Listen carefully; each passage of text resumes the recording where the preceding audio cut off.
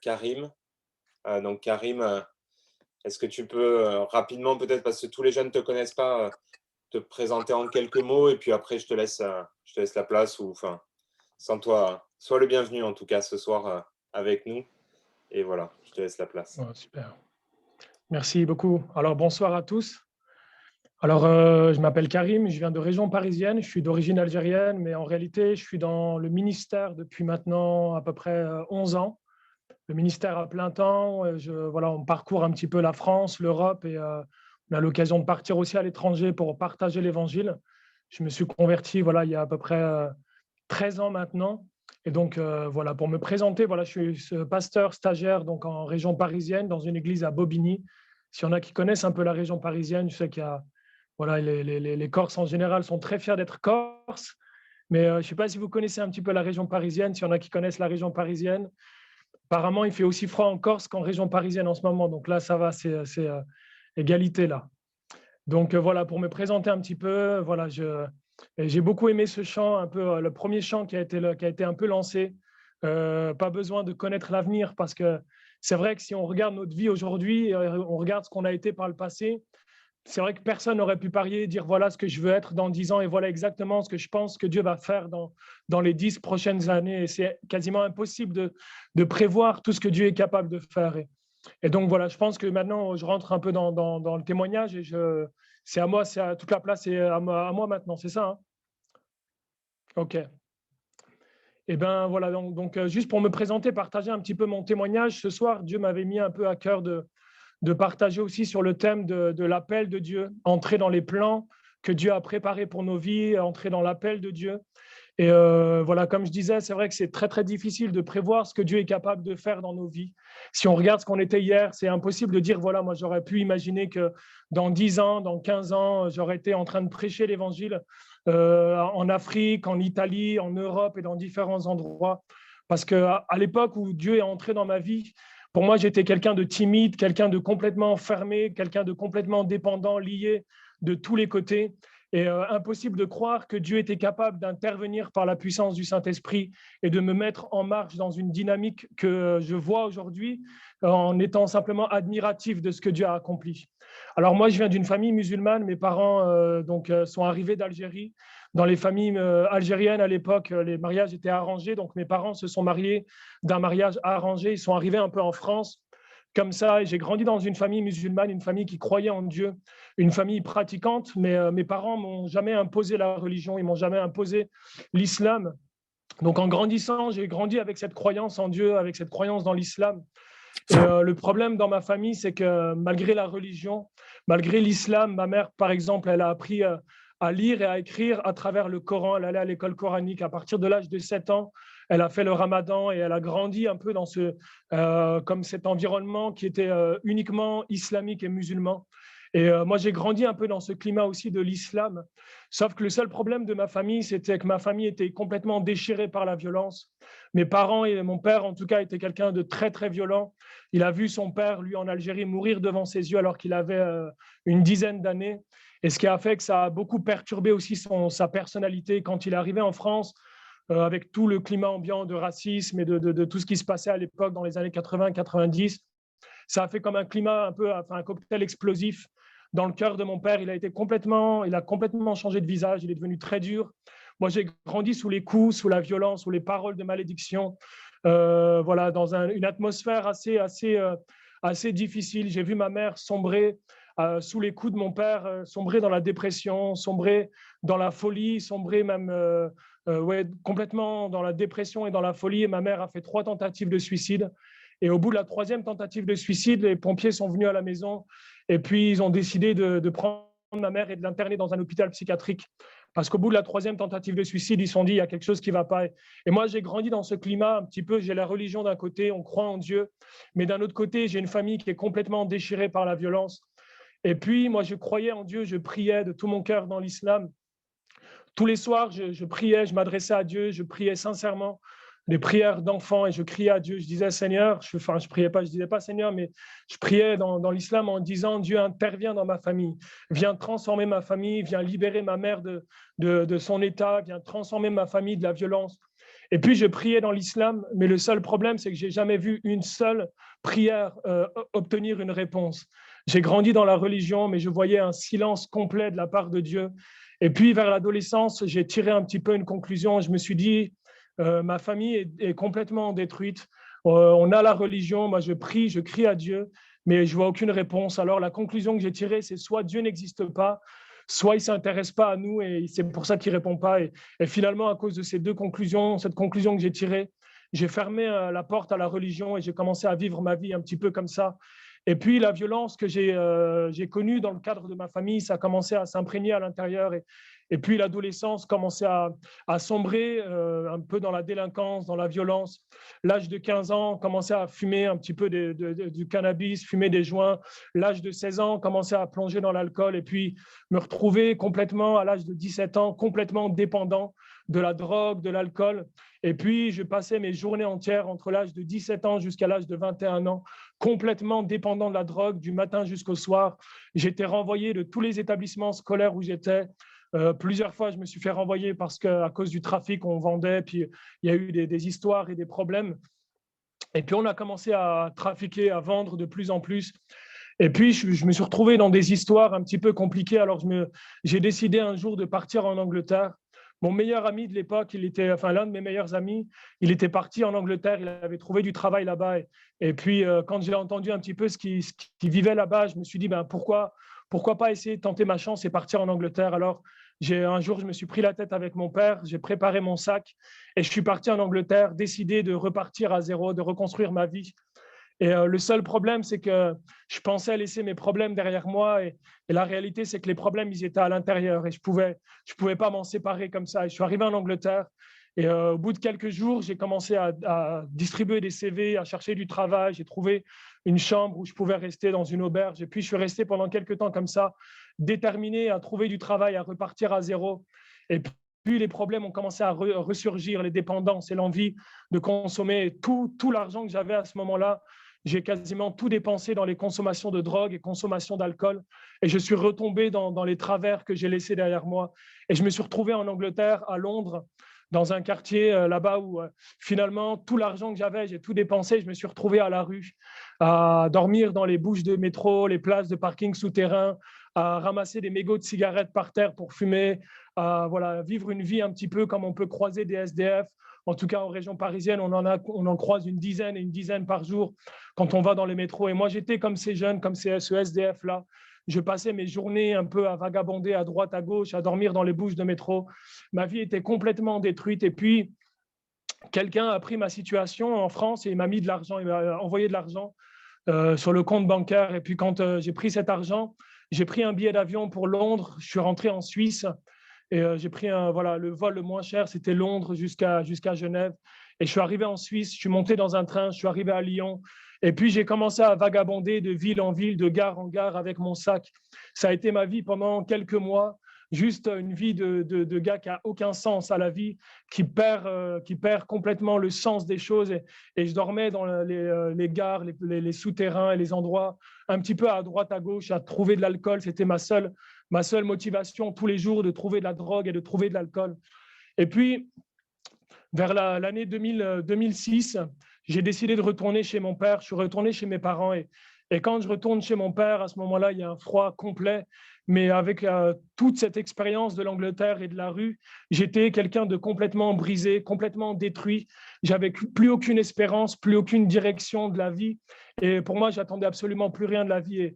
Et à ce moment-là, j'ai renoué contact avec mon meilleur ami de l'époque, qui lui était aussi dans une situation vraiment difficile.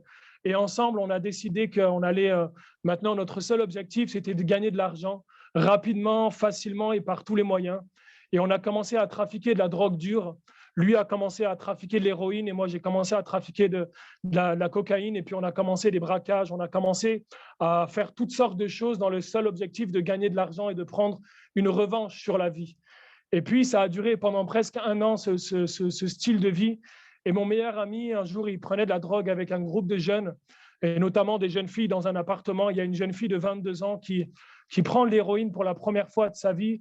Et puis, cette jeune fille de 22 ans, elle va décéder d'une overdose. Elle va mourir ce soir-là. Et mon meilleur ami, il va se faire arrêter par la police et il va prendre 9 ans de prison.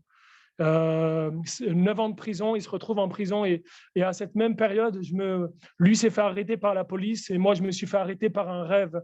Où dans ce rêve, moi, à cette époque-là, je ne croyais plus en Dieu, je ne croyais plus au diable, la religion, pour moi, c'était loin derrière. Mais dans ce rêve, je me suis vu partir en enfer.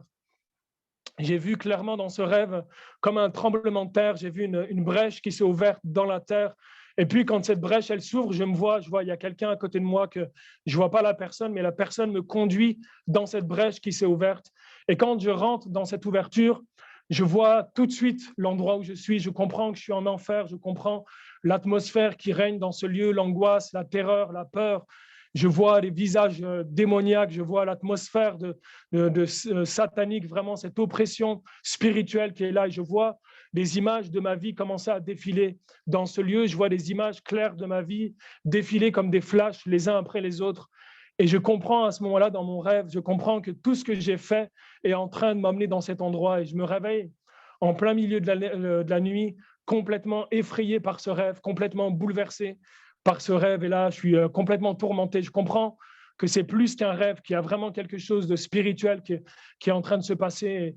Et là, dans la peur, je me dis, mais Karim, si tu es en train de partir en enfer, la seule solution pour toi, c'est de retourner vers Dieu. Et à cette époque-là, moi, le seul chemin vers Dieu que je connaissais, c'était l'islam. La seule religion que je connaissais, c'était l'islam. Je connaissais uniquement la religion chrétienne par le catholicisme. Et pour moi, ça ne m'intéressait pas du tout. C'était vraiment, pour moi, très loin de tout ça. Donc, moi, j'ai vraiment zappé la religion. Mais en tout cas, j'ai commencé à faire mes recherches dans l'islam. Et puis, il y avait quand même un vide. J'ai cherché dans la religion, j'ai cherché dans le Coran, mais il y avait quand même un vide qui était présent. Et puis, quelques temps après, ma grande sœur s'est convertie au christianisme. Elle s'est mariée avec un chrétien. Et puis, moi, j'ai rencontré un frère de leur église.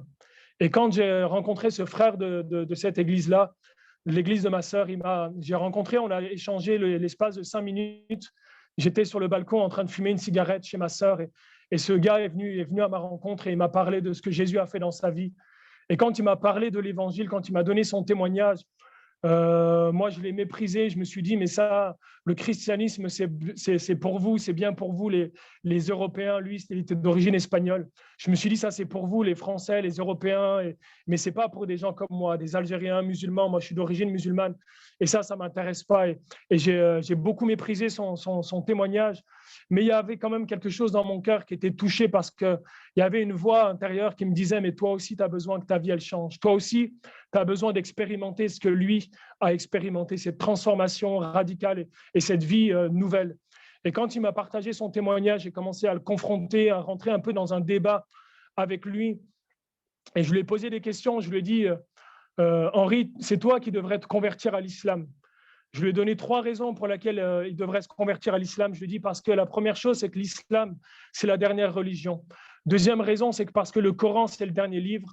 Et troisième raison, c'est que parce que Mohamed, c'est le dernier prophète. Pour ces 3 raisons, c'est toi qui devrais te convertir à l'islam. Et puis, il n'est pas rentré dans les débats, il m'a offert la Bible. Et puis, pour avancer un peu rapidement, j'ai pris cette Bible et puis les mois ont passé, mais un jour, j'étais vraiment dans une situation difficile. Et puis, au pire de la situation, j'ai crié à Dieu. J'étais sur l'avenue qui me ramène chez moi, j'ai crié à Dieu, j'ai dit dans la rue, j'ai levé les yeux vers le ciel et j'ai dit, Dieu, si tu existes, moi, j'ai besoin que ma vie, elle change. Je ne sais pas si c'est l'islam, je ne sais pas si c'est le christianisme, mais si tu existes, moi, je veux te connaître en vérité. Pas ce que les imams ni les prêtres disent, mais je veux te connaître en vérité. Et quand j'ai fait cette prière, il y a un panneau publicitaire sur lequel était marqué « Si on ne cherche pas, on ne trouve pas ». Et quand j'ai lu ce panneau publicitaire, j'ai compris que c'était la réponse de Dieu pour moi. Et je suis rentré dans ma chambre et j'ai commencé à ouvrir l'évangile pour la première fois de ma vie. Je pensais trouver la religion, je pensais trouver le catholicisme et la religion chrétienne, mais j'ai découvert l'histoire de cet homme qui a dit « Je suis venu guérir les cœurs brisés, je suis venu libérer les captifs et rendre libres ceux qui sont opprimés ». Et quand j'ai découvert l'évangile, découvert la personne de Jésus, j'ai été émerveillé et j'ai été bouleversé par l'amour et par la présence de Dieu. J'étais dans ma chambre, j'étais tout seul, mais à ce moment-là, la présence de Dieu est venue. Je sentais littéralement la présence de Dieu qui était là dans ma chambre et j'ai eu 2 sentiments, 2 sensations. Le premier sentiment, c'est que je me suis senti sale comme jamais auparavant. J'ai compris Tout ce que j'avais fait, tout ce que j'avais accompli dans ma vie était maintenant devant mes yeux. La saleté de mon péché, la saleté de mon cœur, de mes pensées, toute l'impureté de ma vie était comme mis devant mes yeux. J'ai compris combien j'étais impur devant Dieu. Et j'ai senti vraiment, deuxième sensation que j'ai eue, j'ai senti l'amour de Dieu, tellement pur, tellement profond, et l'amour d'un père. Et Dieu qui me disait, malgré ton péché, malgré la vie que tu as eue, je t'aime et je veux te transformer. Et ce jour-là, tout seul dans ma chambre, il y a comme quelque chose dans mon cœur qui s'est brisé. J'ai commencé à pleurer, j'ai commencé à prier. Et ce jour-là, j'ai vécu le miracle qu'on appelle la nouvelle naissance. La présence de Dieu a commencé à me remplir, la paix m'a rempli. Et ce jour-là, ma vie a été complètement transformée intérieurement. Et j'ai décidé d'aller à l'église. Et pour faire court un peu, par rapport au témoignage, j'ai commencé à aller à l'église et les problèmes ont commencé à revenir un petit peu, la cigarette, la drogue, les tentations, l'alcool, tout ça a commencé à revenir progressivement. Et pendant un an et demi, je criais à Dieu, j'allais à l'église et je demandais à Dieu de me délivrer, de me libérer de tous ces liens. Et puis un samedi après-midi, réunion de jeunesse à l'église, pendant le temps de prière, je m'approche pour recevoir la prière et puis pendant que le pasteur commence à prier, c'était un intervenant extérieur qui priait. Et quand il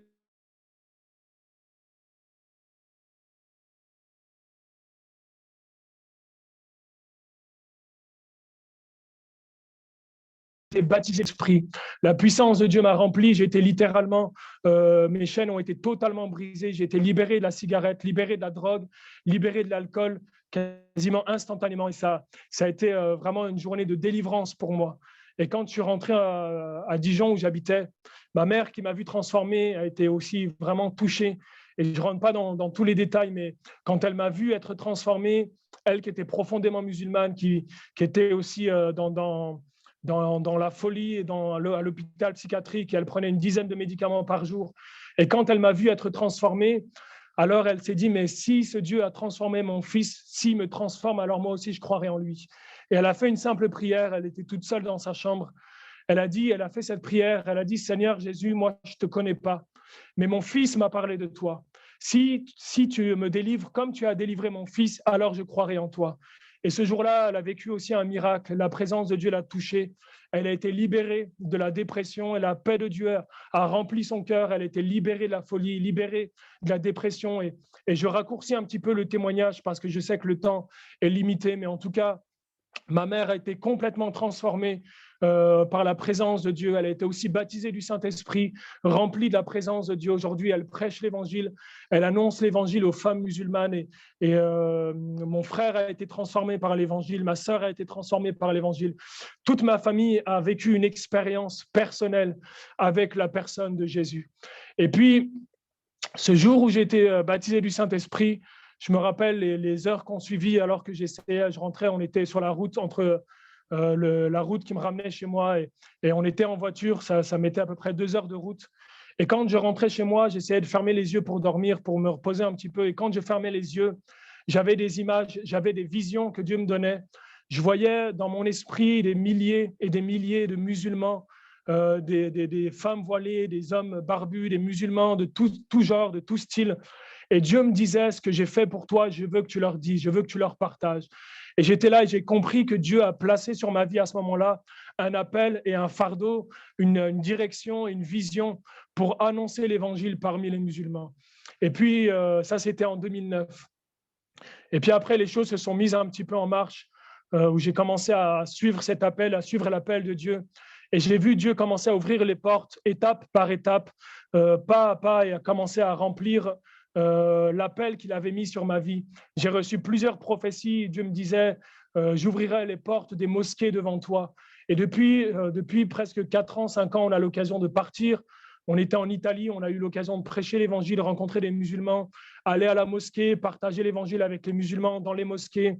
Ici en France, dans différents endroits aussi, on rencontre les imams, on rencontre les musulmans dans la mosquée, autour des mosquées, dans les quartiers, où on organise différents styles de réunions, où on partage l'évangile parmi les musulmans. Et j'ai compris une chose, c'est que quand tu obéis à l'appel de Dieu par la foi, Dieu accomplit ce que nous sommes incapables, impossibles d'accomplir par nos forces. J'ai vu Dieu amener à la foi des musulmans. J'ai vu tellement de musulmans se convertir les uns après les autres. des musulmans qui me disaient, mais moi, je suis né musulman et je mourrai musulman. Et qui, quelques semaines après, quelques mois après, ont été touchés, transformés par la puissance de Dieu et qui aujourd'hui sont dans l'évangélisation, qui prêchent également l'évangile avec nous et qui sont engagés aussi dans ce travail, dans ce ministère, dans cette mission. Donc voilà, courtement, j'ai raccourci un petit peu le témoignage, simplement pour dire il était inimaginable pour moi, il y a 12 ans, 13 ans, 15 ans en arrière, de pouvoir dire qu'un jour je prêcherai l'évangile et j'irai dans des villages, dans des endroits complètement reculés. J'étais la semaine dernière en Afrique, au Burkina Faso, on était dans des villages vraiment reculés, dans des quartiers complètement perdus, complètement coupés du monde. Et on était dans ces villages et on a pu prêcher l'évangile dans les quartiers. Les responsables là-bas ont rassemblé le village au plein milieu du quartier, au plein milieu du village, et j'ai pu partager mon témoignage, on a pu prêcher l'évangile.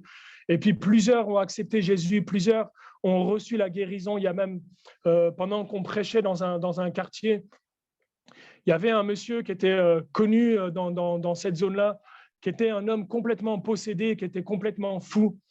Il est arrivé en plein milieu de l'endroit où on était en train de prêcher l'évangile. Et puis, il s'est planté juste devant l'estrade où j'étais en train de prêcher. Et il commençait à faire de grands gestes, il commençait à manifester un peu la folie, il commence à faire des choses bizarres, il commence à manifester toutes sortes de choses. Et puis, moi, à ce moment-là, on était en train de prier pour la guérison. On priait pour la guérison, on priait pour la délivrance. Et puis, je me dis, je ne veux pas juste prier pour ceux qui sont loin, et cet homme, il est juste devant moi. Et je descends de l'estrade à ce moment-là et je commence à prier pour lui. Et les frères et sœurs sont venus l'entourer, ils ont prié pour lui. Et puis, d'un coup, cet homme qui était complètement possédé, qui était complètement dans la folie, va retrouver ses esprits. Il va se réveiller d'un coup et il va regarder autour de lui. Il va dire, mais qu'est-ce que je fais là? Qui est-ce qui m'a emmené dans ce lieu, dans cet endroit? Et les gens vont commencer à lui expliquer, tu étais dans la folie, tu es venu tout seul, personne ne t'a emmené. Et il avait du mal à croire ce qui venait de se passer. Il a été complètement délivré. On a vu la puissance de Dieu se manifester de tellement de façons dans ces villages en Afrique. Et puis, voilà, tellement de choses que je pourrais raconter ce soir. Mais en tout cas, voilà, Vincent, si tu as des choses peut-être à rajouter, n'hésite pas, peut-être à cadrer, à dire aussi, n'hésite pas. En tout cas, tu prends la parole librement aussi. Hein. Donc, en tout cas, moi, ce que je voudrais partager ce soir, c'était vraiment sur ce thème de l'appel de Dieu, du plan que Dieu il a pour nos vies. Et c'est vrai, quand on regarde un petit peu la vie chrétienne, on a l'impression qu'il y a un peu deux façons, deux styles de vie chrétienne. Il y a une première façon de vivre la vie chrétienne où on va être un petit peu, des fois, centré sur nos besoins. Et c'est vrai qu'il y a des besoins, chacun on a des besoins spirituels, émotionnels, professionnels et dans plusieurs domaines de nos vies. Mais j'ai compris une chose, c'est qu'il y a une autre façon de vivre la vie chrétienne. Lorsque tu commences à être tourné vers les autres, lorsque tu commences à être tourné vers le besoin des autres, alors Dieu commence à te remplir pour t'utiliser afin que les autres soient bénis à travers toi. Et j'ai compris une chose, quand toute ma famille se sont convertis les uns après les autres, c'est pas quand j'étais avec eux en train d'essayer de les amener à la foi par tous les moyens. C'est quand j'ai décidé de tout lâcher, de tout abandonner et de commencer à servir Dieu. J'ai vu Dieu accomplir dans ma famille des miracles alors que moi, j'ai décidé d'obéir à son appel. Et la Bible dit une chose dans Éphésiens chapitre 2, verset 10. Souvent, on se pose la question, mais est-ce qu'il y a un appel pour moi? Est-ce que Dieu a un appel spécifique pour moi? Dieu a certainement un appel pour les pasteurs, Dieu a certainement un appel pour les autres, Dieu a certainement un appel pour ceux qu'on voit sur Internet ou pour les grands hommes de Dieu. Mais quand je lis Éphésiens chapitre 2, verset 10, la Bible, elle dit une chose, elle dit que nous avons été créés par Dieu, nous sommes son ouvrage et que Dieu nous a créés pour des bonnes œuvres qu'il a préparées d'avance. Même si tu as tes plans, si tu as tes projets, même si tu as tes objectifs, il y a des choses peut-être que tu as planifiées, sache qu'il y a des bonnes œuvres, des choses que Dieu a préparées d'avance pour ta vie. Il y a des choses, si nous on a nos projets, si nous on a nos plans, il y a les projets et il y a les plans de Dieu. Et comme je disais, j'ai beaucoup aimé ce chant au début qui disait « Pas besoin de connaître l'avenir, parce que Dieu accomplit ce qu'il a déjà fait jusqu'à maintenant. Et ce qu'on a besoin aujourd'hui, c'est de comprendre qu'est-ce que Dieu a placé dans mon cœur, qu'est-ce que Dieu a placé dans ma vie, quel est le fardeau, quel est l'appel, quel est un petit peu les choses qui m'animent, qui me passionnent, et comment est-ce qu'à travers ce que Dieu a placé dans mon cœur, je peux commencer à servir Dieu. Quand je me suis converti, quand j'ai reçu cet appel de la part de Dieu, moi je me rappelle, j'étais brûlant pour la mission. Pour moi, je savais que je voulais être missionnaire. J'avais vraiment ce feu dans mon cœur, ce feu qui m'animait. Je me suis dit, je veux être missionnaire, je veux partir partout dans les nations, prêcher l'évangile. Mais à cette époque-là, je travaillais dans une petite entreprise et je me levais à 5 heures du matin pour aller au travail. Et puis, je me rappellerai toujours, je me levais le matin à 5 heures du matin et j'arrivais devant mon travail et je parlais avec Dieu, je disais, Seigneur, qu'est-ce que je fais là? Moi, je suis appelé à être missionnaire, je suis appelé à te servir, je suis appelé à partir dans le monde entier, prêcher l'évangile. Et qu'est-ce que je fais dans ce lieu? Je veux être missionnaire. Et le Seigneur m'a parlé, il m'a répondu, il m'a dit, Karim, dans ce lieu, je t'ai envoyé comme un missionnaire. Dans ce lieu où tu es, dans ce lieu où tu travailles, c'est là où tu es missionnaire aujourd'hui, dans cette saison de ta vie. Et j'ai compris que Dieu agit avec saison et qu'il y a des saisons dans nos vies où Dieu nous a placés dans un endroit. Et c'est dans cet endroit-là où il y a justement quelque chose qui doit être manifesté de la part de Dieu à travers nos vies. Et puis, voilà, si on parle de l'appel de Dieu en réfléchissant un petit peu, en priant pour ce temps, je pensais un petit peu à l'histoire de Moïse. Moïse qui a été un homme qui a été appelé par Dieu et qui avait un appel, qui avait un projet de Dieu, une vie mise à part de la part de Dieu pour accomplir une grande destinée. Et quand je réfléchissais un petit peu à la vie de Moïse, je me rendais compte d'une chose, c'est qu'il y a eu un peu 3 phases, 3 étapes de la vie de Moïse. Et 3 étapes qui ont été un peu 3 défis, 3 échecs de la vie de Moïse. La première chose, c'est que Moïse, il est né dès le début de sa vie, dès les premières années de sa vie, dès son enfance. Alors qu'il vient de naître, alors qu'il commence à grandir, il y a une tempête qui est déchaînée autour de la vie de Moïse. Les combats se lèvent et le Pharaon va chercher à tout prix à détruire la vie de Moïse. Et simplement, Moïse et sa famille, à ce moment-là, ils ne comprennent pas pourquoi il y a un déchaînement, il y a la destruction qui se lève contre la vie, contre cet enfant. Et j'ai compris qu'en fait, souvent dans nos vies, Satan, le combat spirituel, et Satan se lève contre nos vies parce qu'il y a en nous la semence de Dieu. Ce que le Pharaon voulait détruire, ce que Satan voulait détruire, ce n'était pas simplement Moïse ou la famille de Moïse. C'est parce qu'il voyait dans le cœur de Moïse, dans la vie de cet homme, qu'il y avait une semence que Dieu avait plantée dans sa vie. Il y avait quelque chose que Dieu allait accomplir à travers la vie de Moïse. Et souvent, nous, on vit la vie un petit peu avec le regard fixé sur les circonstances qui nous entourent. Et on oublie que notre vie est au cœur d'un combat spirituel. Il y a des fois des choses qui se lèvent contre notre vie simplement parce qu'il y a dans ton cœur, il y a dans ta vie la semence de Dieu. Il y a des choses que Dieu a placées dans ta vie qui vont être une bénédiction pour une multitude et pour des gens autour de toi. Ce que Dieu a placé dans ta vie va faire en sorte que l'enfer entier va se déchaîner pour chercher à te faire éviter, de te faire rater l'appel de Dieu pour ta vie. Et Moïse était au cœur de ce combat simplement parce que Satan savait qu'il y avait la semence de Dieu en lui. Et je voudrais parler à quelqu'un ce soir. Peut-être tu as une enfance, peut-être tu as une adolescence, peut-être tu es en ce moment même ce soir dans des combats que tu ne comprends pas. Il y a des choses peut-être qui sont dans ta vie, qui te bloquent, qui t'empêchent d'avancer et tu ne comprends même pas ce qui se passe. Et je veux simplement te dire qu'il y a souvent un combat spirituel parce que le diable voit. Même si nous, on ne sait pas ce que Dieu va accomplir, l'ennemi est capable de discerner ce que Dieu a placé sur ta vie. Et souvent, il y a des combats qui viennent parce qu'il y a la semence de Dieu en toi. Et je veux, à travers ça, simplement te dire un mot d'encouragement en te disant, même si tu es au cœur des combats, mon frère, ma sœur, persévère parce que la semence de Dieu en toi, il y a la grâce et il y a la main de Dieu qui est là pour la protéger. Lorsque Moïse était au milieu des combats, la main de Dieu a trouvé un chemin pour que Moïse puisse grandir et sortir du contexte de combat spirituel dans lequel il était. Et ça m'a donné une lumière, ça m'a donné une compréhension. Et je veux partager cette compréhension avec vous ce soir en disant simplement que si tu es au milieu des combats, si tu es au milieu des épreuves, sache qu'il y a certainement aussi quelqu'un qui combat la semence de Dieu qui est dans ta vie.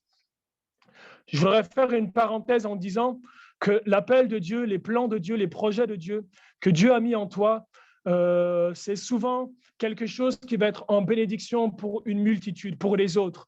On ne parle pas de millions, on ne parle pas d'une grande foule de personnes, mais on parle de ceux qui ont besoin de la grâce que Dieu a mis dans ta vie. Lorsque Dieu a placé un appel sur ta vie, une grâce, un plan, un projet sur ton cœur, sache que c'est toujours pour bénir les autres. Il y a toujours d'autres personnes qui doivent être au bénéfice de ce que Dieu a placé sur ta vie. L'appel de Dieu, la grâce de Dieu, elle n'est jamais uniquement pour notre vie personnelle. Ce que Dieu a placé sur notre vie, c'est toujours en bénédiction pour ceux qui sont autour de nous. Et c'est pour ça que Satan voyait ce qu'il y avait sur la vie de Moïse, la semence de Dieu. Alors, il a tout fait pour chercher à le détruire.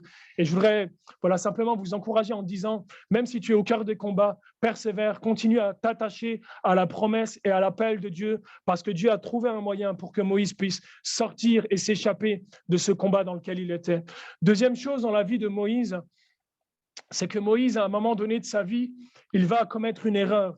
Il va tuer un Égyptien et il va, à cause de la honte, il va fuir dans le désert.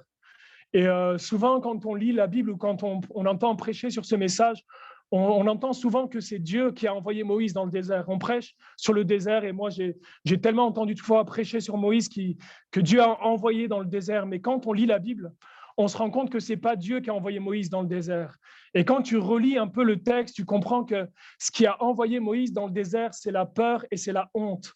La honte de cet échec, la peur à cause de cet échec. Et je vois tellement de gens, et dans ma vie personnelle, il y a eu tellement de moments de tentation où à cause de l'échec, à cause de l'erreur, j'ai eu envie moi-même de me retirer dans le désert, de me disqualifier moi-même de ce que Dieu voulait faire dans ma vie. À cause de la honte, à cause de l'échec, à cause de la peur de ce que les autres vont dire, à cause de la peur de ce que les autres vont penser, comme Moïse qui va fuir dans le désert. Et cet échec, ces erreurs qui nous font fuir l'appel de Dieu. Et ce soir, je voudrais simplement te rappeler que même s'il y a eu un échec, même s'il y a eu des erreurs, même s'il y a eu des choses qui ont été commises, des erreurs, peut-être un péché, peut-être des choses que les gens ou même que ta conscience te rappelle, te ramène à chaque fois en te disant tu es disqualifié pour l'appel de Dieu à cause de ton péché, à cause de ce que tu as fait, à cause de ce que tu vis même en ce moment, ce que les gens ne voient pas, ce que l'Église ne voit pas, même ce que tes frères et sœurs ne voient pas, même ce que dans ta famille les gens ne voient pas. À cause de ce péché, tu as l'impression que tu es disqualifié de l'appel de Dieu. Mais alors que Moïse va fuir dans le désert, jamais une seule fois Dieu va le condamner et jamais une seule fois Dieu va accuser Moïse de cette erreur qu'il va commettre. Mais la troisième phase, la troisième étape de la vie de Moïse, c'est alors que Moïse est dans le désert, il va prendre une activité qui est complètement misérable, minable. Il va commencer à paître les troupeaux dans le désert. Et puis j'imagine Moïse dans le désert alors que c'était quelqu'un qui avait une grande destinée. Il se retrouve dans le désert à conduire un troupeau de brebis. Et Moïse se retrouve en plein cœur du désert avec ses pensées de culpabilité, avec ses pensées de honte, ses pensées d'accusation. Il se retrouve en plein milieu du désert et d'un coup, il va voir un buisson qui va être en train de brûler. Et quand il va voir ce buisson en train de brûler, j'aime beaucoup ce passage dans la Bible où Dieu va dire une chose, c'est quand Moïse s'est détourné pour voir cette grande vision, alors à ce moment-là, Dieu va parler à Moïse. C'est l'image de Moïse a dû passer plusieurs fois devant ce buisson.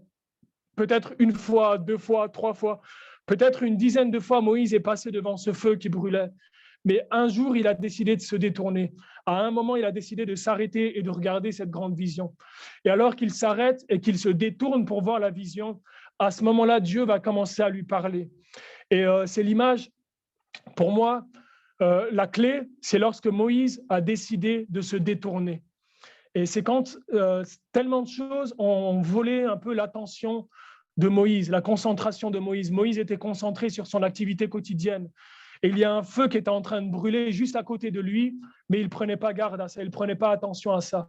Et quand un jour il a décidé de se détourner pour regarder, commencer à fixer son regard sur ce que Dieu est en train de faire, commencer à fixer son attention sur ce que Dieu est en train de faire, à ce moment-là, la voix de Dieu a commencé à lui parler et Dieu a commencé à lui révéler ce qu'il attendait de lui.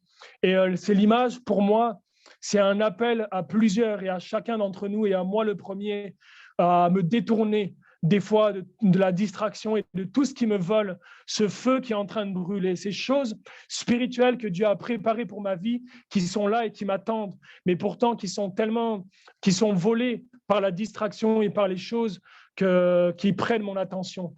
À l'instant où Moïse a décidé de se détourner, la voix de Dieu a résonné.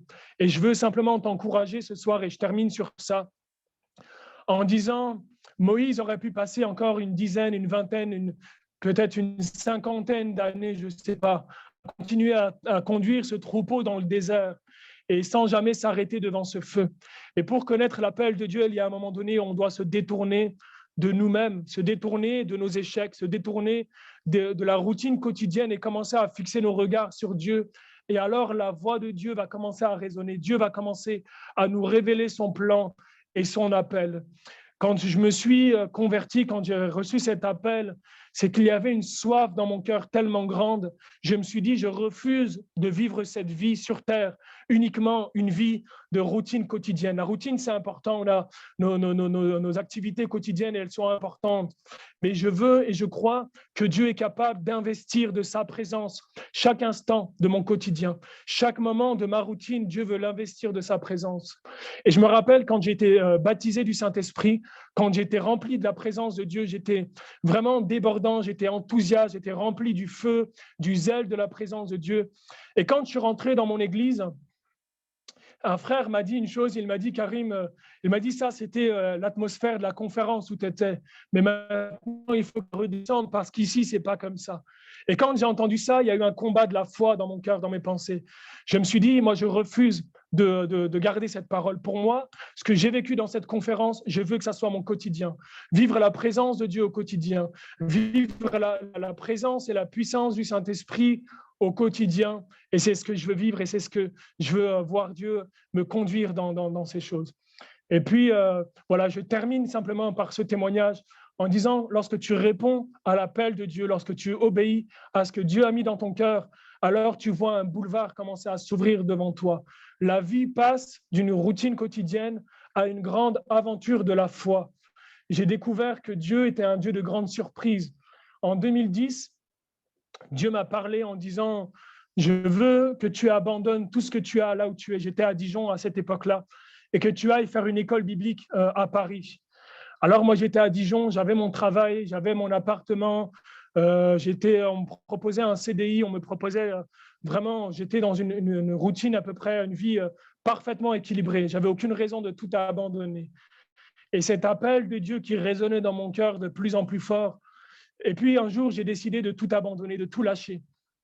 J'ai dit, OK Seigneur, j'ai posé le préavis pour l'appartement, parti voir mon patron, j'ai expliqué que je voulais donner ma démission et quitter mon emploi. Et j'ai décidé de tout lâcher, de tout abandonner avec aucune garantie, avec zéro garantie. Dieu m'avait parlé. Et puis à ce moment-là, j'avais aucun moyen financier. J'avais 0 € pour financer l'école biblique, pour financer la vie parisienne. Et à ce moment-là, je commençais à prier. J'ai dit, Seigneur, voilà, c'est toi qui m'as appelé. Moi, je suis prêt à partir à Paris et je suis prêt maintenant à tout lâcher, le besoin des finances devant Dieu. J'ai dit, Seigneur, moi, financièrement, c'est impossible. Et puis, les semaines ont passé, la date se rapprochait de l'inscription à l'école biblique. Et puis, un jour, un dimanche matin, il y a un frère de l'église qui vient me voir et qui me dit, voilà, Karim, il avait touché un héritage, son père était décédé quelques mois quelques mois auparavant, et il m'a dit, quand je priais pour savoir ce que je devais faire avec cet argent, j'ai eu un rêve, et dans ce rêve, Dieu m'a montré que je devais te donner cet argent. Je te voyais dans une école, et Dieu m'a dit de te donner cet argent. Alors, je ne sais pas les projets de Dieu que tu as, mais je veux te bénir et je veux te faire un don. Et ce frère m'a fait un don qui finançait l'école biblique. Et j'ai pris cette enveloppe et prêt à partir sur Paris. Et alors, quelques semaines avant de partir sur Paris, Dieu me parle et il me dit, il y avait un frère avec qui je travaillais, c'était un ancien collègue de travail, un chrétien aussi, un frère de l'Église. Et il vient me voir, il me dit, Karim, je suis en difficulté financière, je ne peux pas payer mon loyer, je suis en situation vraiment compliquée. Et il m'a dit, voilà, Karim, est-ce que tu peux m'aider financièrement? Lui, il ne savait pas que je venais de recevoir cet argent. Et quand il m'a dit ça, dans mon cœur, j'ai refusé complètement. Je me suis dit, impossible, cet argent, c'est pour Paris, c'est pour l'école biblique, et cet argent, je refuse. Et puis, au fond de mon cœur, il y avait vraiment Dieu a commencé à travailler mon cœur et le Saint-Esprit m'a dit, donne-lui ce qu'il a besoin. Alors, vu au centre-ville, un peu à contre-cœur, et puis, les jours ont passé, le dimanche suivant, quand j'arrive à l'église, il y a un autre frère qui vient me voir et qui me dit, voilà, j'avais à cœur, je sais que tu pars sur Paris pour l'école biblique, et j'avais à cœur de t'aider financièrement. Et ce frère me donne une enveloppe, et dans cette enveloppe, il y avait le double que j'avais donné au frère auparavant. Et le Saint-Esprit commence à parler à mon cœur en disant, je ne veux pas que tu dépendes des finances ni des circonstances, mais je veux que tu dépendes toujours de moi. Et j'ai compris qu'en fait, il y a une seule chose à laquelle je devais obéir, c'était à la voix et à l'appel de Dieu. Et ça serait tellement long, le temps est passé, mais de raconter combien de fois Dieu m'a ouvert les portes, combien de fois Dieu m'a conduit. Je suis parti, je reviens et je termine avec ce témoignage. Dieu m'avait donné une parole, il m'avait donné en 2011. Il m'a dit à chaque fois que je vais mettre un projet sur ton cœur, le miracle qui va confirmer que c'est moi qui suis dans ce projet, ça sera un miracle financier. Je vais te bénir financièrement dans le projet pour te prouver que c'est vraiment moi qui suis dans ce projet-là. Alors souvent, Dieu me conduit dans un état d'impossibilité financière. Il me met un projet à cœur et alors que j'obéis, les finances commencent à arriver. Et je commence à avoir ce projet pour le Burkina Faso depuis maintenant presque 1 an. Et puis, au mois de décembre, on organise pour partir au Burkina Faso. Mais le seul problème, les finances, c'est que je n'avais pas les moyens ni de financer le billet d'avion, ni de financer les projets qu'on avait là-bas. Alors, je présente à l'église et je demande jamais un seul euro à personne. Et je présente le projet à l'église et je dis, voilà, je pars au Burkina Faso, priez pour moi. Et je demande la prière à plusieurs personnes. Et puis, à ce moment-là, les gens commencent à bénir. Les gens commencent à dire, Karim, on a à cœur de t'aider, on a à cœur de t'aider. Et je suis parti au Burkina Faso avec une enveloppe de un peu plus de 2000 euros. Et on a pu bénir avec plus d'1 tonne de riz les villages, les quartiers, les familles musulmanes. Les musulmans sont arrivés, les femmes voilées, les veuves du village sont arrivées. On a pu les bénir avec plus d'1 tonne de riz. Et simplement à cause de la grâce et les finances de Dieu qui ont accompagné ce projet. Et tellement de choses que je pourrais partager en disant comment Dieu m'a ouvert les portes, comment Dieu a conduit, comment Dieu a ouvert les portes des mosquées, comment Dieu a amené à la foi tellement de gens autour de moi. Et ça serait long à raconter, mais simplement te dire que si Dieu a placé quelque chose sur ton cœur, ne reste pas dans le désert à vivre une vie comme Moïse, à paître les troupeaux pendant des années, mais commence à te détourner pour comprendre et pour chercher l'appel de Dieu pour ta vie. Parce que j'avais une image, une pensée cet après-midi, alors que je préparais ce temps. On se demande souvent, mais est-ce que Dieu a un appel pour ma vie? Et je comprenais cet après-midi que le royaume de Dieu, ce n'est pas comme un match de foot. Dans un match de foot, il y a 11 joueurs sur le terrain et il y a des fois des milliers de personnes qui applaudissent autour de l'estrade. Et je veux dire que dans le royaume de Dieu, il n'y a pas simplement 11 joueurs qui jouent sur le terrain et tous les autres qui applaudissent autour. Dans le royaume de Dieu, il y a chaque personne qui doit jouer son rôle sur le terrain et chacun a une part à faire sur le terrain. Et si tu ne joues pas ton rôle, alors moi, je ne peux pas accomplir pleinement ce que Dieu a prévu pour moi. Et c'est comme si il y a une unité du corps de Christ et chacun doit découvrir, comprendre l'appel que Dieu a pour sa vie et commencer à y répondre. Et voilà, je ne vais pas prendre plus de temps. En tout cas, le temps est dépassé. Je te laisse la parole, peut-être JD ou Vincent, s'il y a peut-être des choses à compléter, ou même Patricia, je ne sais pas si, voilà, il y a peut-être des questions, des choses à éclaircir. Et en tout cas, voilà, simplement vous encourager, vous bénir en disant que Dieu a des projets pour votre vie. Dieu a des choses merveilleuses pour vos vies. Et ne vous laissez pas décourager par les échecs. Ne vous laissez pas décourager par les combats qui peuvent se lever, parce que Dieu a prévu quelque chose pour chacun d'entre nous et personne n'est à l'écart de ces choses-là. Que Dieu vous bénisse. Voilà, je vous laisse toute la place, Vincent ou JD. Voilà, je vous redonne la parole. Amen.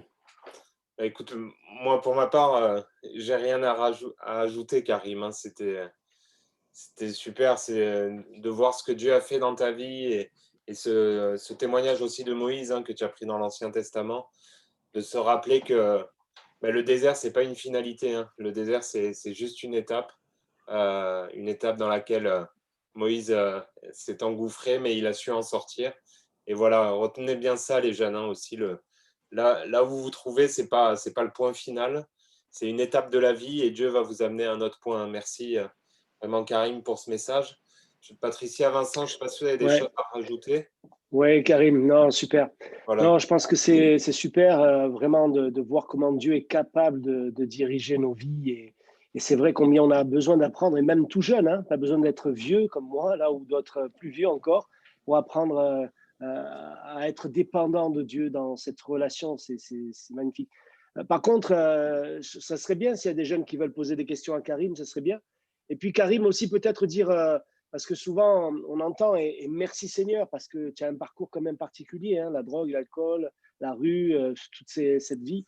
Mais peut-être aussi, on n'a pas besoin de passer par toutes ces choses-là. Peut-être un jeune qui a grandi même dans une église, Dieu veut faire de grandes choses avec sa vie. Hein. Peut-être tu peux répondre peut-être par rapport à ça. Exactement, ouais. C'est vrai, c'est important, Vincent, de rappeler ça. On a l'impression souvent, moi j'entends souvent que il faut que j'ai un grand témoignage pour servir Dieu. Et il n'y a pas de plus grand mensonge que celui-là. Et Dieu cherche uniquement des gens qui sont prêts à lui obéir, simplement. Et moi, j'ai vu tellement de gens être touchés par Dieu dans leur enfance et commencer à servir Dieu dans leur adolescence. Et c'est juste magnifique de poursuivre l'appel de Dieu là où tu es aujourd'hui. Et comme tu disais, Vincent, ce n'est pas une question d'âge et ce n'est pas une question de témoignage. C'est juste une question de disposition de cœur. Et je crois qu'il y a des fois, à un moment donné, où Dieu voit un peu, j'ai envie de dire, le désespoir de nos cœurs. Et souvent, ce qui est dommage, mais ce qui est la vérité souvent, c'est que Dieu a besoin, et c'est nous, souvent, on a besoin d'arriver à un point de désespoir de nos vies en disant j'en ai marre de cette vie, j'en ai marre de ces combats, j'en ai marre de cet état, j'en ai marre de cette situation. Et il y a comme un cri qui monte vers Dieu et qui va faire que Dieu va entendre ce cri parce qu'il vient du plus profond de notre cœur. Et moi, je crois que ce n'est pas une question d'âge, ce n'est pas une question de témoignage, mais c'est une question de désir, c'est une question de soif, c'est une question d'envie, de dire, Seigneur, moi, je ne veux pas juste vivre ma vie comme tout le monde. Et je pense que chacun, un peu, on se sent un peu souvent à l'écart un peu à contre-courant du monde, de la vie, de tout. Souvent, on se sent, moi, je ne sais pas pour vous, mais moi, je me suis toujours senti un petit peu différent de tout ce qui se fait autour de moi, comme s'il y a quelque chose dans mon cœur qui marque une différence en disant, ben, moi, cette différence, elle doit être pour Dieu et elle doit être pour servir Dieu. Et donc, effectivement, c'est pas une question d'âge, c'est pas une question de témoignage, et ça serait tellement dommage de perdre du temps dans la drogue, dans la rue, dans des blessures inutiles, dans des choses inutiles, et simplement te dire que, quel que soit ton âge, si tu as moins de 30 ans, tu es disponible pour servir Dieu. Si tu as plus de 30 ans, tu es parfaitement disponible pour servir Dieu. Et même si tu as 75 ans ou plus, je ne sais pas s'il y en a ce soir, tu es plus que disponible. Moi, j'ai été touché par le témoignage. Est-ce que je peux partager un témoignage rapidement? Touché Oui, par oui, le c'est bon. témoignage de cette femme de 75 ans. Nous, on a une formation sur Paris. Cette formation, on forme tous ceux qui ont à cœur le monde musulman. Ils viennent se former avec nous. Et un samedi par mois, pendant un an, formation à l'évangélisation parmi les musulmans. Et tous ceux qui se forment avec nous, ils mettent en place des projets d'évangélisation parmi les musulmans. Et puis, il y avait une dame, elle s'appelle Anne-Marie, elle a 75 ans. Et cette dame, elle habite dans un quartier en région parisienne, à Évry. Et elle avait à cœur de toucher les musulmans de son quartier, de sa ville. Et puis, elle a mis en place un projet en disant, ben, Seigneur, moi, je voudrais toucher les femmes musulmanes de mon quartier. Alors, elle a décidé de faire la projection du film Jésus dans l'église et d'inviter toutes les femmes musulmanes de son quartier. Elle a distribué des flyers, elle est partie sur le marché, elle a rencontré ses voisines, elle a invité tout le monde à venir le samedi soir à l'église pour regarder le film. Mais le samedi soir, personne n'est venu. Il y avait à peu près 4 ou 5 chrétiennes qui étaient là. Et Anne-Marie, elle était dégoûtée, déçue. Elle a dit, c'est un échec, on a raté notre projet. Et puis elles ont commencé à prier, celle qui avait organisé ce projet. Et pendant qu'elle priait, Anne-Marie, elle a eu une pensée dans son cœur. Anne-Marie, 75 ans, dans la prière, Dieu va lui dire, si les musulmans ne sont pas venus dans l'église, toi, tu vas aller dans la mosquée. Et alors, elle se lève de la prière, elle dit, le Seigneur m'a parlé, il m'a dit qu'il faut qu'on aille dans la mosquée, vers la mosquée. Et elle prend rendez-vous avec l'imam de la mosquée à cette époque-là, c'était en 2015, 2014, 2015. Mosquée d'Évry-Courcouronnes, l'une des plus grandes mosquées d'Europe. Et cette mosquée, elle prend rendez-vous avec l'imam. Et puis, elle demande, est-ce qu'on, voilà, dans le cadre du dialogue interreligieux, est-ce qu'on peut projeter le film Jésus dans la mosquée? Et l'imam, il lui dit, ben, écoutez, pourquoi pas, allez-y, avec plaisir, on organise ce projet ensemble. Alors, au mois de novembre 2014-2015, ils ont projeté le film Jésus dans la mosquée devant 450 musulmans. Et à la fin de ce film, plusieurs ont laissé leurs coordonnées. On a pu rester en contact avec plusieurs musulmans avec qui on a fait d'autres projets par la suite. On a fait un travail de suivi avec plusieurs d'entre eux. Et il y a comme eu un mouvement qui a commencé à travers ce projet. Et j'ai compris que à travers cette dame de 75 ans qui se tient dans la prière, qui reçoit une parole de la part de Dieu, Dieu est capable de faire des choses qui dépassent l'entendement et l'imagination. Moi, j'aurais jamais imaginé demander à l'imam de la mosquée de projeter le film dans la mosquée. Mais Dieu lui a mis cette parole à elle, elle a obéi et Dieu a fait quelque chose de merveilleux. 75 ans. Amen, amen. Hein. Gloire à Dieu. Super témoignage. Hein. C'est vrai que Dieu peut faire des choses tellement grandes. Il y a Sophie, Karim, qui a posé cette question. Voilà, j'ai une question. Comment votre père a pu accepter ce changement de foi, sachant qu'un papa musulman est assez fier de sa religion? Merci pour votre témoignage. Tu peux répondre, Alors, Karim? C'est vrai, les pères musulmans sont très fiers. C'est pour ça que moi, je prie. Moi, je sais que mon père ne va pas se convertir à travers un témoignage ou à travers une parole.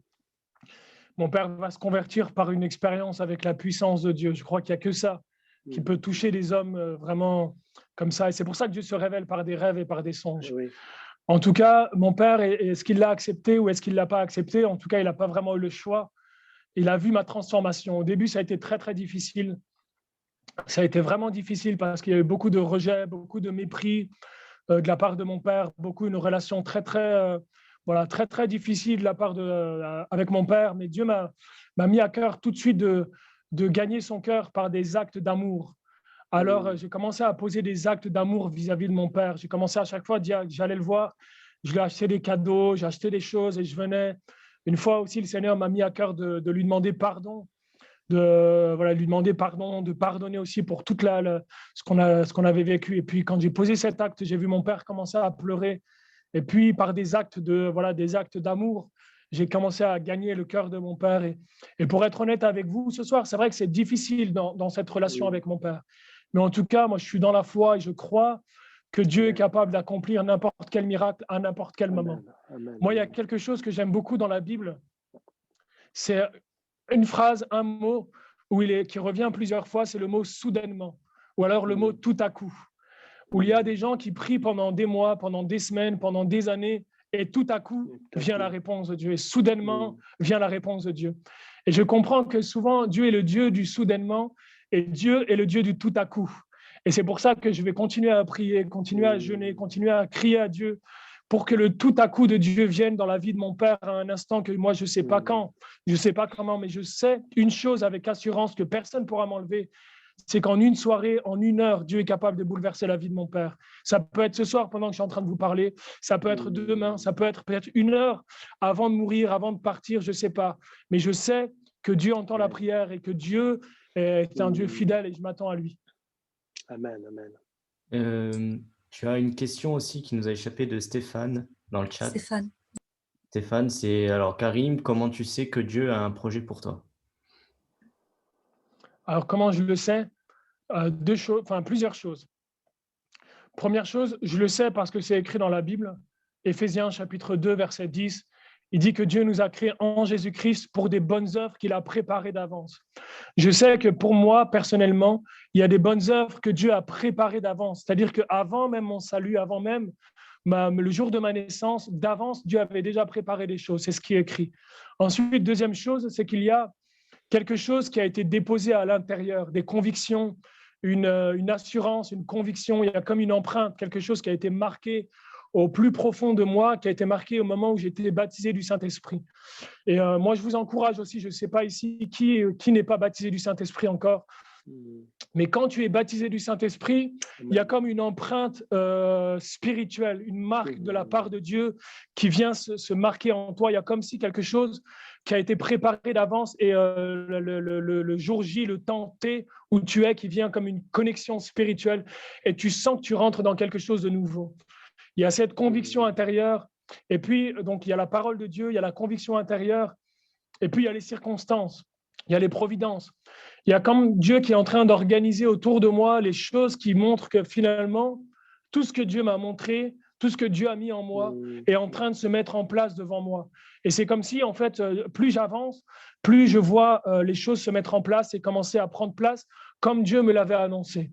Et c'est pour moi ces 3 éléments. Et puis, il y en a eu d'autres encore. Il y a eu, par exemple, plusieurs prophéties, des paroles qui m'ont été données à plusieurs reprises dans des réunions de jeunesse, dans des temps vraiment simples de temps d'église, des réunions de prière, des choses comme ça, où il y a des prophéties qui sont venues confirmer ce que Dieu avait mis dans mon cœur, ce que la parole de Dieu m'avait dit, et puis les circonstances qui étaient autour de moi. Moi, je crois qu'il y a, pour connaître la parole, pour connaître le plan que Dieu a pour notre vie, il y a ces 4 éléments. Il y a la parole de Dieu, il y a la conviction de l'esprit, des intuitions, des choses que Dieu a mis en toi et qui dépassent l'entendement. Ce n'est pas des choses que tu as décidées par toi-même, mais c'est comme des choses qui ont été déposées en toi déjà.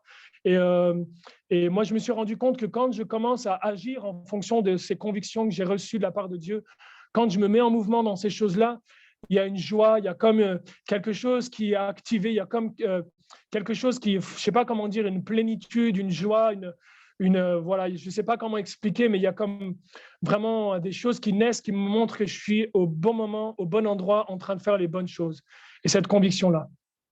Donc les convictions, l'intuition, les paroles prophétiques aussi par lesquelles Dieu peut parler aussi, peut confirmer les directions, et puis les circonstances autour de toi qui vont confirmer que Dieu est en train de te conduire. Et je crois qu'aussi Dieu révèle sa volonté à ceux qui la cherchent vraiment. Comme je disais, Moïse, il aurait pu rester pendant des années encore à conduire le troupeau dans le désert sans jamais connaître la volonté de Dieu. Mais au moment où il s'est détourné, j'aime beaucoup ce passage, dans Exode chapitre 3, c'est le verset 4, je vous invite à le lire. Il dit, au moment où Moïse s'est détourné, Dieu a commencé à lui parler. Et je crois que c'est important pour nous, à un moment donné, de commencer à se détourner de certaines choses pour chercher Dieu. Et Dieu va commencer à nous révéler ses plans et son appel. Je voudrais te dire quelque chose, Karim. Je te remercie vraiment. On te remercie vraiment pour ton témoignage. Et il y a une chose que tu as soulignée qui m'a particulièrement touchée. Dans tout ce que tu as dit, tout m'a touchée. Mais ce qui m'a touchée, c'est surtout que tu as souligné que l'appel qu'on reçoit dans notre cœur, c'est pour être en bénédiction pour les autres. Et ça, c'est merveilleux parce que je crois que la chose la plus extraordinaire qui nous est appelée de vivre lorsqu'on est touché soi-même par l'amour de Christ et qu'on est pardonné de ce que nous étions, c'est que le Seigneur veut nous utiliser pour son œuvre et il nous fait participer à son œuvre. Et c'est vrai que ce que j'ai ressenti moi-même, c'est qu'il aurait pu se passer de moi, mais qu'il a voulu m'inclure à son œuvre. Et je te remercie de l'avoir souligné parce qu'on peut pas vivre une vie d'égoïste avec Dieu. C'est vraiment une vie extraordinaire. Et le Seigneur ne nous oublie pas. Il pourvoit nos besoins et tu l'as vraiment témoigné dans tous les domaines, même matériels, parce que la vie sur Terre, c'est une vie aussi matérielle. Et le Seigneur prend soin de nous dans ces détails. C'est vrai que c'est extraordinaire aussi de voir du divin dans le quotidien qui peut paraître si routinier. Mais c'est vrai que lorsqu'on vit cette vie de l'esprit avec Dieu, on est dans une dimension qui chaque jour, tout est transcendé. Et on se rend compte que vraiment, il n'y a pas de hasard dans tout ce que l'on vit, dans tout ce qu'on reçoit de la part de Dieu. Voilà ce que je voulais dire. Et vraiment, merci encore, Karim. Amen. Dieu te bénisse dans son ministère. Merci. C'est vrai que moi, ma plus grande joie dans le service que je fais pour Dieu, c'est de voir non seulement des gens se convertir. Quand je vois un musulman ou quelqu'un qui est loin de Dieu, qui veut pas entendre parler de Dieu, qui est touché par Dieu et qui se convertit, il n'y a pas de plus grande joie que celle-ci. Et puis, une joie supérieure, c'est quand je vois cette même personne, on l'a vu dans l'évangélisation, qui était fermé à l'évangile, qui refuse d'entendre parler de Dieu, mais qui au bout de quelques temps est touché par Dieu, qui prend son baptême et qui peut-être 1 an, 2 ans après commence lui aussi à évangéliser et à gagner des âmes. Et moi, j'ai rencontré une fois quelqu'un qui s'était converti et il m'a dit, je me suis converti à travers telle personne. Et cette personne, je me rappelle que nous, on l'avait rencontrée peut-être il y a 3 ans en arrière, qui n'était pas converti, à qui on a partagé l'évangile et qui a vu sa vie être transformée, qui lui a partagé l'évangile à d'autres et d'autres ont vu leur vie transformée. Et j'ai compris effectivement, Patricia, que vraiment Dieu est vraiment, pour moi, est juste merveilleux dans cette grâce qu'il nous fait de nous utiliser. Et de voir, et c'est d'un côté, c'est merveilleux dans sa grâce, mais d'un côté, ça me fait trembler parce qu'il y a une crainte derrière tout ça en me disant qu'à travers mon obéissance à l'appel de Dieu, il y a des gens qui vont être bénis. Mais aussi à travers peut-être le fait que je ne vais pas rentrer dans mon appel, je ne vais pas rentrer dans les choses que Dieu a préparées d'avance pour moi. Peut-être qu'il y a des gens qui vivront jamais ce qu'ils sont appelés à vivre parce que moi, je ne suis pas rentré dans ce que j'étais appelé à faire. Et on le voit justement avec Moïse, c'est que la prophétie, elle disait que le peuple devait rester esclave pendant 400 ans. Et 400 ans, c'était le temps que Dieu avait donné comme esclavage au peuple d'Israël. Et quand on lit dans l'Épître aux Galates, je crois que c'est le chapitre 1 ou le 2e chapitre, on voit que le peuple d'Israël était esclave pendant 430 ans. Et quand j'ai lu ça, je me suis dit, mais comment ça se fait? Parce que Dieu avait parlé de 400 ans, et dans Galates, l'apôtre Paul parle de 430 ans. Et j'ai compris que ces 30 ans de décalage, c'est les 30 ans de combat intérieur de Moïse. C'est les 30 ans où Moïse était dans l'échec. C'est les 30 ans où Moïse pensait qu'il n'était pas capable d'accomplir l'appel de Dieu. Et c'est les 30 ans où Dieu l'a attendu. Et c'est les 30 ans où le peuple aussi a attendu que Moïse entre dans son appel. Et je me suis dit, c'est vrai que finalement, si je rate ces choses-là, eh bien, il y a des gens qui pourront peut-être ne pas entrer eux-mêmes dans leur grâce et dans leur bénédiction. Et il y a une multiplication quand on rentre dans l'obéissance. Gloire à Dieu. Hein. Merci Seigneur. Hein. Alléluia. Est-ce qu'il y a quelqu'un d'autre qui aurait une question peut-être?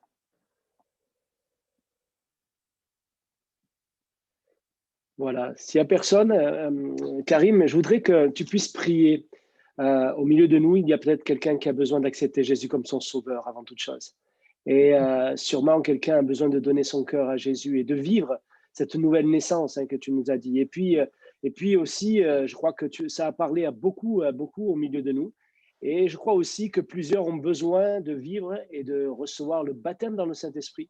Et moi, je crois que le Saint-Esprit n'est pas bloqué avec ces réunions Zoom, mais je crois que là où ils sont, les jeunes, Dieu peut les visiter et les revêtir de sa puissance. Pour être quoi? Pour dire je parle en langue, pour dire simplement ça y est, j'ai une puissance sur moi?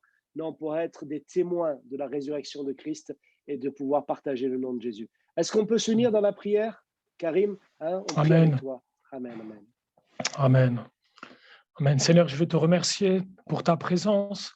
Seigneur mon Dieu, ce soir, Père éternel, parce que je sais, Seigneur mon Dieu, que tu connais le cœur, la vie de chacun d'entre nous.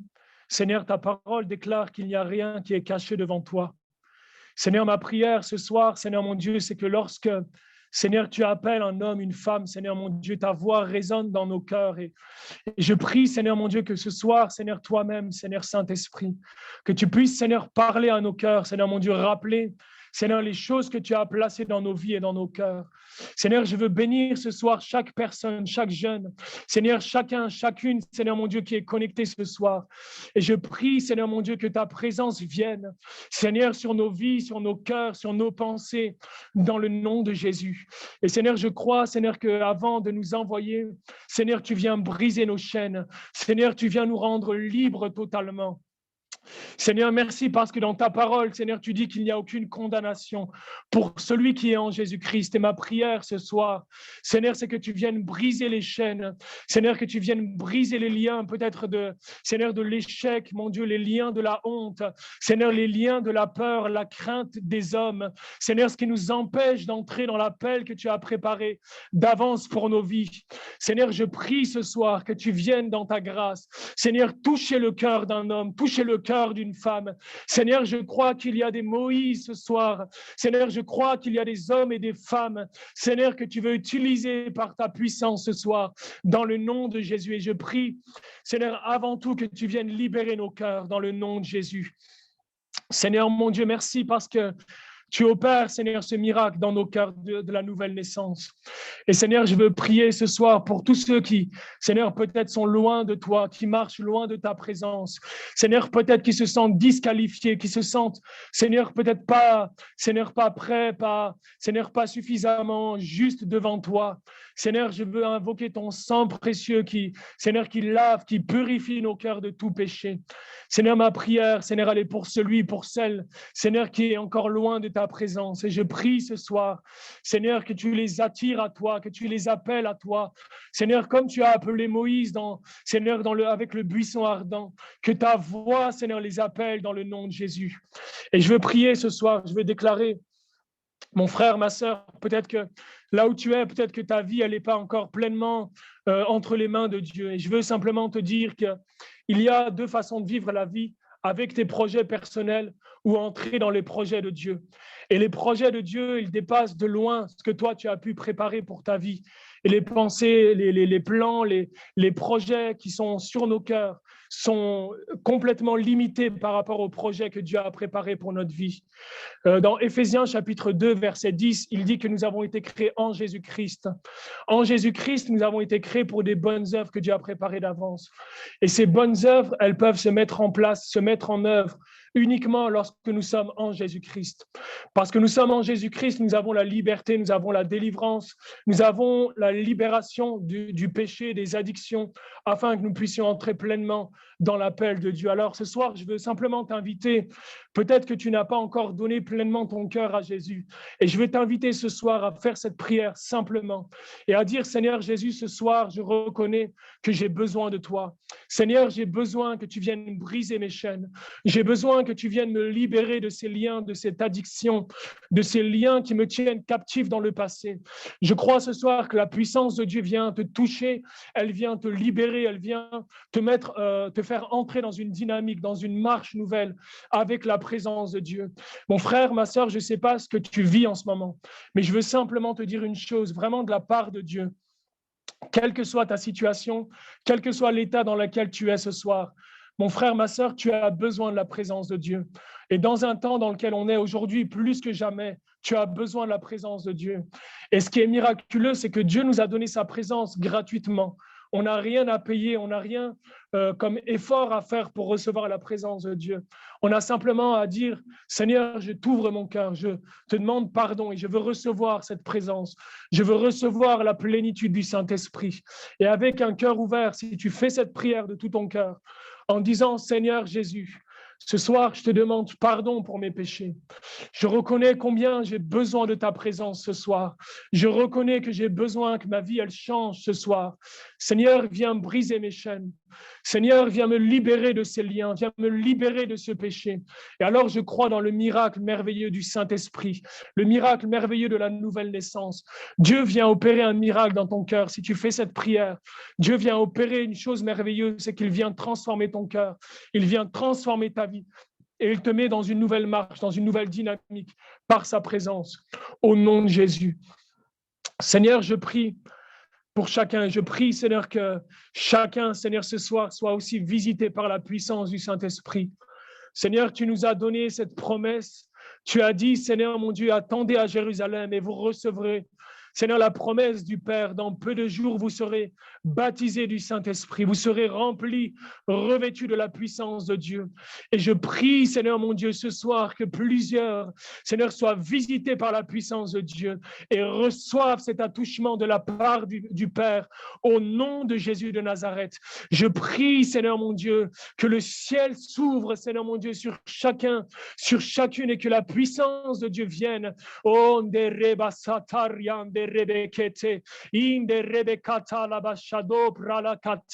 oh Dieu, merci Seigneur pour la promesse que tu nous as donnée. Seigneur, tu nous donnes ce soir encore, Seigneur, des langues de feu, Seigneur, un baptême de feu, une puissance de feu. Seigneur, viens visiter ton peuple ce soir. Seigneur, viens visiter ton église ce soir.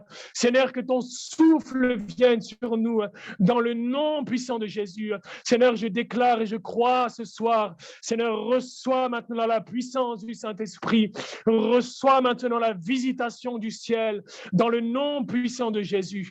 Oh Seigneur, viens briser les liens, viens briser les chaînes, viens libérer les captifs ce soir dans le nom de Jésus. Dans le nom de Jésus. Oh, Nderebakata, Inderebosataria. Alléluia. Seigneur mon Dieu, merci pour ta grâce ce soir. Ce soir, je veux donner une parole pour quelqu'un. Certains, vous pensez peut-être pas dignes de recevoir le Saint-Esprit. Quand on prie pour le Saint-Esprit, quand on prie pour le baptême du Saint-Esprit, les mensonges de l'ennemi, les mensonges de Satan qui vient te mettre tout ton péché devant tes yeux.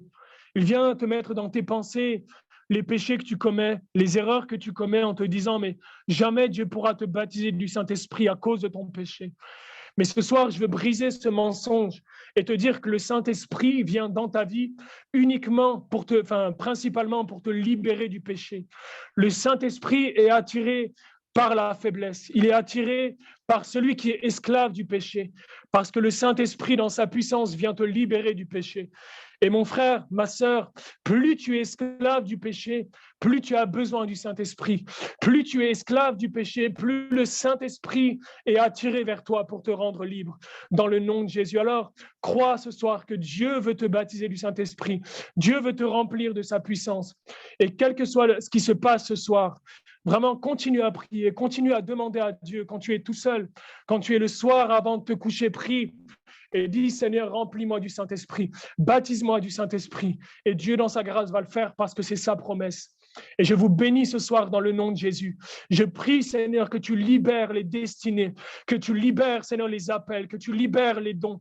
Je prie, Seigneur, mon Dieu, que plusieurs Seigneur, soient saisis par ta présence et qu'ils soient, Seigneur mon Dieu, libérés dans la destinée que tu as préparée d'avance pour eux. Seigneur, oui, il y a des grandes études. Oui, Seigneur, il y a des projets professionnels, c'est vrai. Mais dans ces choses, dans le projet humain, Seigneur, qu'il y ait une grâce qui vienne sur leur vie.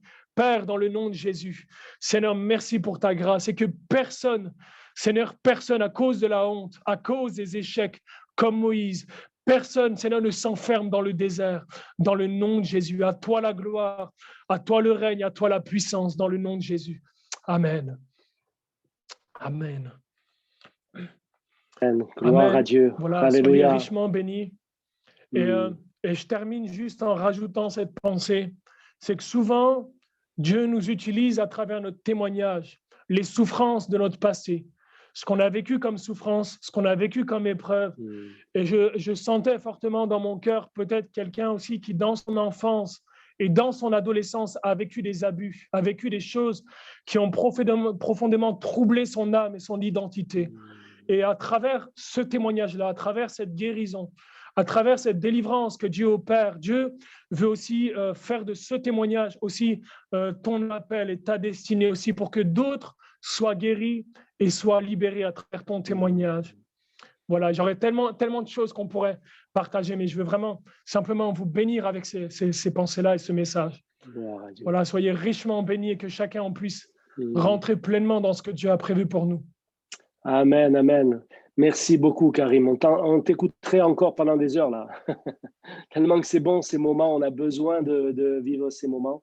Et je le sais que ça a parlé à beaucoup et que plusieurs ont été visités, je le crois, de tout mon cœur. Amen. Karim, il faut que tu mettes une date quelque part sur ton truc. Il faut que tu viennes. Hein. Tu sais qu'il y a de quoi faire là aussi à Ajaccio. Et on veut bénir, on veut atteindre aussi tous les musulmans, les maghrébins qui sont dans notre ville. On les aime, on veut que Dieu fasse une œuvre.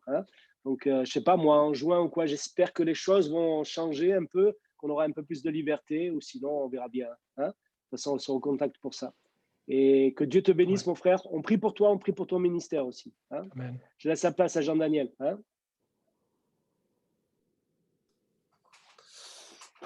Rien de particulier. On commence à avoir l'habitude de ces moments. On se réunit chaque semaine. Donc, les jeunes, on vous remercie encore pour votre participation ce soir. Merci à ceux qui ont posé des questions. Je pense que les questions, elles apportent à tous. Donc, sentez-vous libre d'intervenir au cours de ces réunions, au cours de ces moments. Donc, on se retrouvera la semaine prochaine à 19h, toujours en en version numérique, en Zoom. Voilà, et pour ceux qui ont la possibilité, demain matin, on se retrouve à l'église pour le culte de 9h, le culte de 11h. C'est sur inscription, mais il reste toujours 1 ou 2 places de dernière minute. À 11h, le culte est rediffusé en Zoom aussi. Si jamais vous ne recevez pas les alertes SMS ou les infos, n'hésitez pas à le signaler pour qu'on puisse vous les communiquer. C'est pareil, on a un groupe Messenger. Bon, je sais que ça nécessite un compte Facebook, mais si Noah, tu as un compte Facebook, peut-être qu'on peut te rajouter, non? Non. Le papa, il dit non. Jean-Daniel, peut-être ne pas oublier de dire que samedi prochain, on aura la joie d'avoir aussi le pasteur Samuel Saez. Tu fais bien de le rajouter, parce que moi, j'étais resté sur la fréquence un samedi sur 2. Ouais, mais comme lui, il ne pouvait pas, tu sais, il a changé là. Et c'est vrai qu'il y avait une modification sur le planning. Donc la semaine prochaine, on enchaîne encore avec un orateur extérieur, Samuel Saez. Donc voilà, n'hésitez pas à en parler autour de vous aussi. C'est des moments qui sont ouverts à tous. Donc voilà, à inviter d'autres jeunes à ces réunions. Et puis, merci encore à Karim pour ce témoignage, pour ce message, pour ces encouragements et ces paroles que tu as apportées. On voit que Dieu t'utilise, il t'a utilisé ce soir et qu'il puisse continuer à t'utiliser de manière puissante. On pense aussi à ta famille, à ton père, et on va prier aussi pour vraiment tous ces musulmans qui puissent se tourner vers le vrai Dieu, le seul et l'unique. Et voilà. Peut-être que demander à Patricia peut-être de prier. On va s'unir pour prier pour Karim. Hein? Oui, Patricia. Qu'est-ce que t'en penses, Jean-Dan? Ouais, très bien. Merci. Merci. Seigneur, merci de bénir Karim, notre frère, Seigneur. Merci pour ce qu'il nous a apporté ce soir. Merci aussi, Seigneur, de le rendre tellement sensible à ta voix, Seigneur, pour pouvoir apporter, Seigneur, des réponses, parce que par le Saint-Esprit, tu le guides, Seigneur, tu le conduis, Seigneur. Vraiment, c'est une bénédiction, Seigneur. Je te prie pour sa famille. Je te prie pour son Père, Seigneur, de toucher son cœur, de te révéler à lui, Seigneur. Merci parce que tu donnes des promesses pour nos familles, Seigneur. Merci pour notre frère, Seigneur. Tu le conduiras encore, tu le garderas, tu le protégeras aussi. Merci pour toutes les personnes, Seigneur, qui seront bénéfices de son témoignage, Seigneur, de la parole que tu mettras sur son cœur, Seigneur. Tu les connais déjà d'avance, Seigneur. Et nous savons qu'il y a un peuple nombreux parmi le peuple musulman, Seigneur. Seigneur, vraiment, qui t'appartient, Seigneur, qui va t'appartenir, Seigneur. Et nous savons, Seigneur, que tu es oui et amen, et que tes promesses sont vraies, Seigneur, parce que tu es la vérité. Merci, Jésus, pour ce que tu nous as apporté ce soir. Merci de continuer à bénir notre frère. Sois béni, Seigneur. Amen, amen. Et bénis les jeunes ce soir pour ce qu'ils ont reçu dans leur cœur. Continue ton œuvre en eux, Seigneur. Amen. Amen. Amen. Amen. On se laisse, les jeunes. On se dit à bientôt. Merci à tous. Et puis voilà, Vincent, je te laisse le mot de la fin, le au revoir. Non, c'est bon. Ciao à tous. Hein. Merci, Karim. À bientôt. Le dernier éteint la lumière.